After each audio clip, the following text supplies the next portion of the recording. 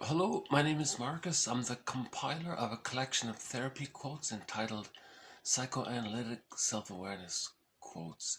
This is TQ 95 to 97.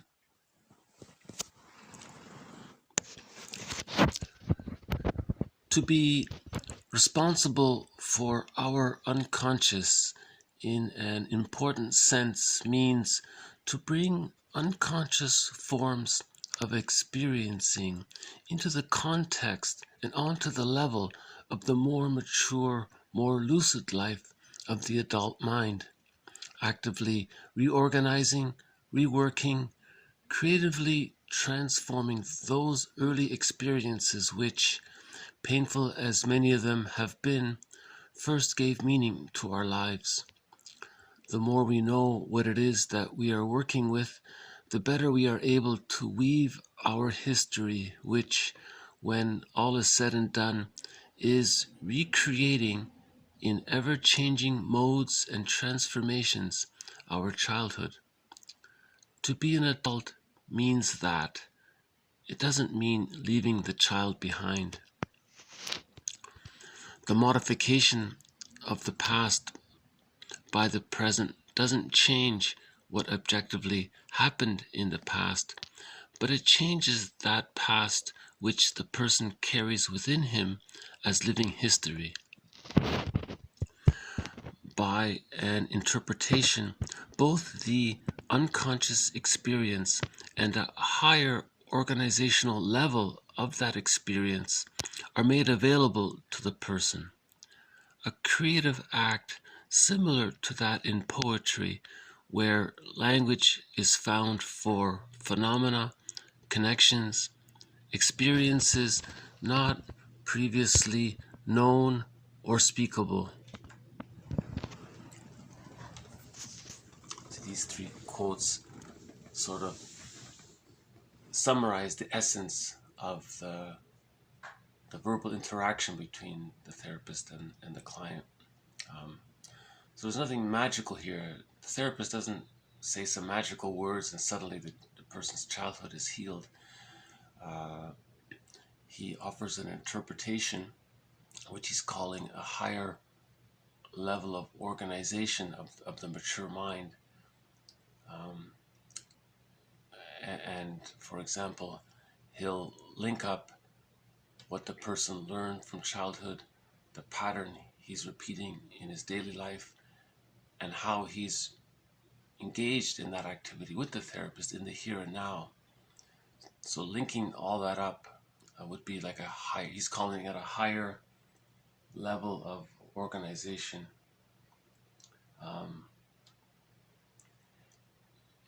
And he compares this to poetry because in poetry you link the emotional and the conscious, your present conscious, with your emotional past. So there's a kind of a linking taking place, and he says that this is kind of like giving. It's like witnessing the inner child of the past. You're acknowledging the past feelings. You're validating the past. See, he says here, the last sentence in 95, it says, to be an adult means that. It doesn't mean leaving the child behind. So he's saying to be an adult means you don't leave the child behind. You look at the child in the past. What was the script? What was the humanity? What was the existential dilemma? Prenatal trauma, birth trauma, situational trauma, intergenerational trauma, developmental trauma, school shock, trauma with peers. I mean, remember, we find our humanness in our humanity. We find our humanness in our existential dilemma, in our pain. The travails of the traveler reveal the traveler to himself, as one quote says. So we're looking at this past present links Uh, and I guess before psychoanalytic thinking came around or became popular in the way we understand it now, it was always popular for thousands of years in the form of poetry. So psychotherapy has been around for thousands of years. All right. You could argue it's been around since Ubuntu. We find our humanness in our humanity. Right? I am because we are. So the we are is the human condition which may cause the child to form defense mechanisms. And we find our humanness in the recognition of that. So he's calling this the adult mind is more lucid, and it can witness. Remember the quote, grief is healed when it's witnessed by a caring other. So we are the caring other to ourselves, to our past. We are the caring other to our past. Right? And he says here, of course the past doesn't objectively change, but the emotionality around it is. So if the child is healed, his emotions are happier, the inner world is happier, then the outer world is happier. Remember the French comedy film Two Worlds? The guy goes into the other world as he heals that which was symbolic of healing his inner life, his inner world, his outer world healed. So it's a similar kind of thing. In yesterday's video, man and God were travel companions. So man is the conscious ego, and the God was a personification of the unconscious forces, the unconscious world. Right? Poseidon was the unconscious. And right off the bat, the very first sentence is to be responsible for our unconscious. To be responsible for our unconscious. So that relates to the previous quotes. Masterson said that being an adult means we're responsible for our childhood past. Edmund Burglar says we're responsible for our unconscious. Because we are the ones that formed our defense mechanism in response to our humanity, in response to humanity. So we find our humanness.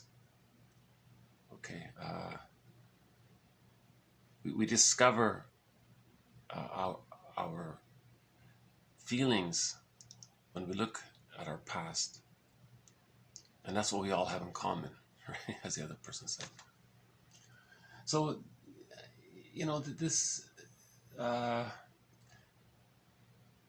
this sort of describes it. Nothing very dramatic about these three quotes, but it offers that kind of sober perspective. So the client is free associating, talking. The therapist listens and tries to formulate or construct an interpretation,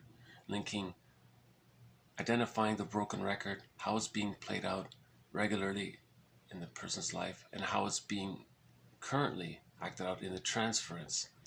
You see, and then the client tries to feel that his childhood is changing emotionally. Right. So maybe I'll just run through them once more, if that's okay. To be responsible for our unconscious in an important sense means to bring unconscious forms of experiencing into the context and onto the level of the more mature, more lucid life of the adult mind, actively reorganizing, reworking, creatively transforming those early experiences which, painful as many of them have been, first gave meaning to our lives. The more we know what it is that we are working with, the better we are able to weave our history, which, when all is said and done, is recreating in ever-changing modes and transformations our childhood. To be an adult means that. It doesn't mean leaving the child behind. The modification of the past by the present doesn't change what objectively happened in the past, but it changes that past which the person carries within him as living history. By an interpretation, both the unconscious experience and a higher organizational level of that experience are made available to the person. A creative act similar to that in poetry, where language is found for phenomena, connections, experiences not previously known or speakable. See, so he says changes the past as a living presence. So I guess it's almost like asking a person, would you rather have a wounded inner child walking around with a wounded inner child in you influencing you, or would you rather walk around with a healed inner child influencing you? That's what it means. It doesn't change anything that happened in the past. It's the felt experience of the past. What do you want to be inside, right? That kind of thing. And so yeah, it's interesting. I think this, like for me personally, this gives me more incentive to look more into poetry. I didn't fully appreciate until now how it's trying to do just that. It's trying to offer a higher organizational level of our past experience, right? And see, an interpretation is considered, part technical science, and part art, poetry. See, an interpretation is supposed to be a blend of the two. That's why it's so difficult. You have to find the right words in the right order. That's the presentation, that's the poetry, and you have to be able to detect the patterns and witness the record. That's sort of the technical side. So therapy is considered both a science and an art. I don't know why people are debating about it. Is it purely a science? Is it purely an art? Why can't we just say it's both, right? That's what an interpretation is. It acknowledges both, right? The child is the art. The adult is the more technical, I guess. The more mature mind is the more reasonable mind. The child is the more poetic, emotional mind. So therapy maybe parallels that, as well, right? So yeah, I like these three quotes. They're sobering, there's no abracadabra involved. It's a reasonable. It's all very reasonable.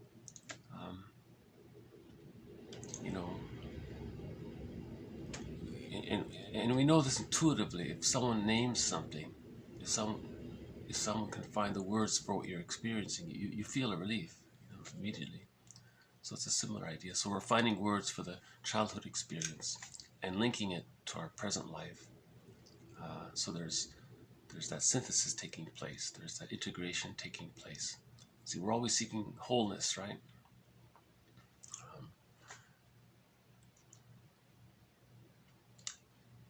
So I think I'll just leave it at that, and the quotes are posted below. Okay, thank you. More to follow. This has been TQ 95 to 97. See you next time.